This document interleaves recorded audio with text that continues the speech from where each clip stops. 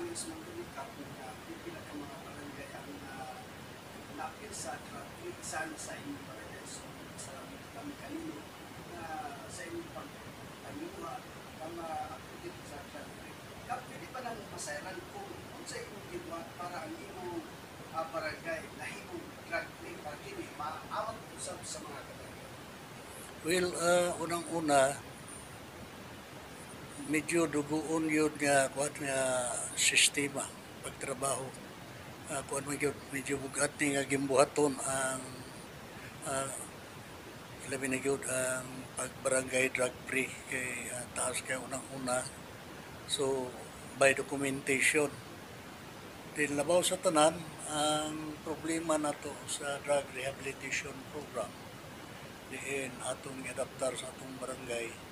So nakinahanglan gyud siya igo nga pinansyal. Din kung makita ninyo ang among barangay, so niya sa Interland barangay, so usa na sa mga problema namo ang financial aspect. But dili ni siya para nako, dili ni siya hadlang nga mga barangay drug free ang atong barangay. So kunting kuan lang yun, personal initiative. Then, apel yun ang personal na itong mabusa para maagapan na itong panginanglan po sa atong mga biktima sa droga. Kaya kini atong mga biktima sa droga, gawas nga ngay atong kumbis manager nga may handle sa ila ng inanglan man yung pinansyal. Unang una, so time sa session nila, atong silang pakanon, then pag-uli, napatay gamay nga pabalon sa ila, para yun makuha nato ang ilang presensya isip ko sa kabiktima sa droga.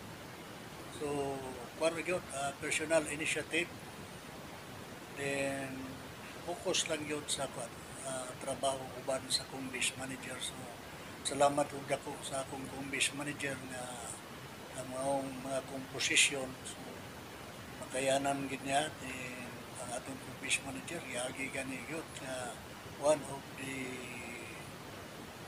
best kumbis manager, most outstanding kumbis manager out of 80 barangays. Malipay ko dako ning kadungganan usab nga nahatag sa among kumbis manager Alvida Mary Galdo. Iyang napaangat mga programa sa drug rehabilitation program diri sa atong barangay.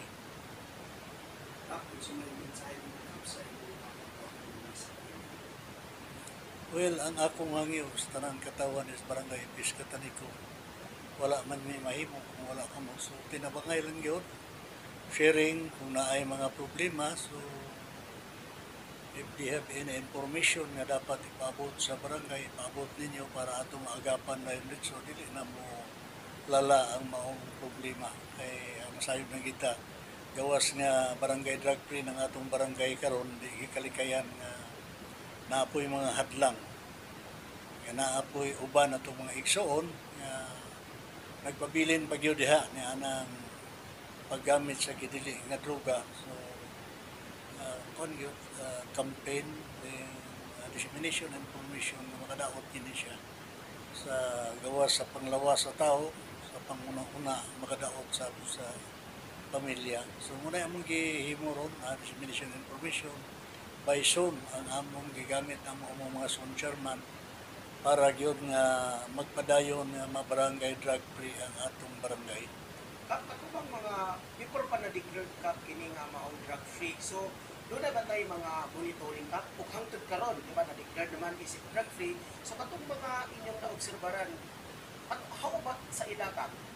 Monitoring pagabot sila karon, basin mo ba? Yes, continuous ang atong monitoring, then nagpadayon ang pag-amuma kanila sa atong kumbis manager dinaw and then gakuan kita, drug test kita. For sure nga kining atong mga kuan igsoon na biktima sa droga nga may graduate nga wala na gid sila balik. So karon just negative man ang atong gihimong mga proseso pinagi sa pag-drug test. Negative man po ang result. So aron ma-divert ang ilahang ulahuna ka. Wala ba tayo livelihood program nga ibanghatag ngadto kanila para sigurado jud kap nga di na jud sila makabalik sa ilang balik binuhatan. Sa pagkakaroon, so naay atong mga programa pinaagi sa local and national government. So ato silang gitabangan nga masuod po diya sa TISDA. So makakuha sila mga short courses para nga makaagap, makatabang sa ilang panginabuhi sa usan-usan. Ikap, daghang salamat. Ano,